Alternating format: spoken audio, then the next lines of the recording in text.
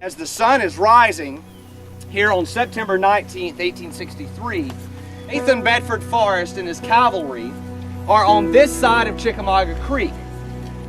Pegram's division of cavalry under Nathan Bedford Forrest is actually having breakfast a little to the northeast of here. In 1863, you would be seeing John Croxton's Union soldiers moving through the trees to our north. If Wilson can't hold Croxton back, if Wilson can't allow Forrest and Ector, who's coming up behind him, if he can't allow the Texans of Matthew Ector to move north, what will happen to the Confederate Army? But it will break, and it will be pushed back across the creek. And the Union Army will not just have the opportunity to keep the Lafayette Road, but they will have the opportunity to possibly make an attack against Bragg's army to the south and push the Confederates away from the city of Chattanooga. The city that is by this time called the gateway to the Deep South. The city that Lincoln says is as important as Richmond, Virginia. The city that Lincoln in October after this battle, that he says that if we can take Chattanooga and hold East Tennessee, I am sure that the rebellion must dwindle and die. That's what this battle's about. That's what Wilson is fighting for. That's what Croxton is fighting for. All over this 2,500 person, now vacant mostly, city of Chattanooga, Tennessee, and its rail lines and river.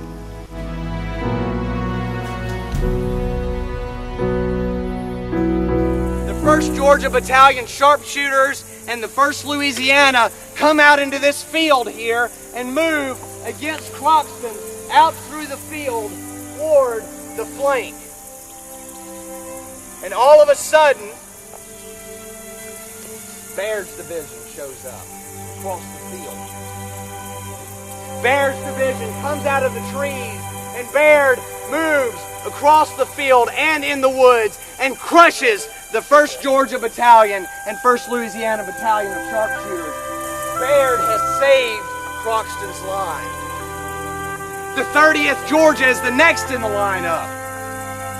And the 30th Georgia barely wavers for a moment, but what they do is, as they've seen Baird come into the fields and into the forest, they're facing Croxton. They begin turning their guns and shooting into Baird as some of their men are firing into Croxton.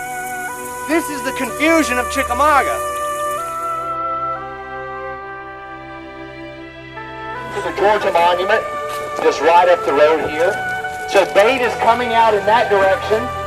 Brown is coming out to our left, and further down across the field and into the field is going to be Fulton's brigade. As the 58th Alabama is coming across the field, mingled with the 36th Alabama moving in this direction, Hazen is trying to hold on. Hazen, who is coming down from Poe Cabin, from the Poe House just to the north, moving in this direction, comes into North Brotherton Field. Fulton is breaking Dick's brigade in the line to the south. Van Cleve is being crushed in our center. And now Hazen is the one that is holding on for his life. And Hazen's men begin to give way into the timber that we see just behind us to the northwest. This line is breaking.